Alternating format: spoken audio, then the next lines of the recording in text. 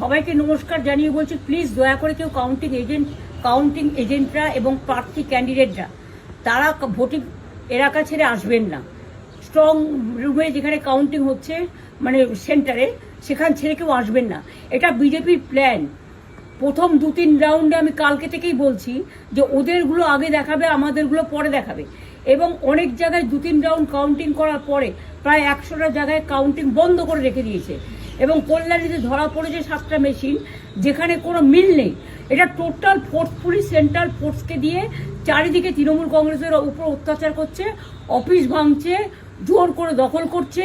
SIR নামে আপনারা দেখেছেন ভোট লুট করেছে যাতে যে সিটগুলো জিততে পারে। কিন্তু এখনও এমন 70টা সিট আছে, 100টা সিট আছে যেগুলো আমরা এগিয়ে আছি, সেগুলো বলছে না। টোটালটাই মিথ্যে নিউজ খাওয়াচ্ছে। আগে ডিআইসিও এই খবরগুলো দিত, কিন্তু তাকে কালকে চেঞ্জ করে দেওয়া হয়েছে।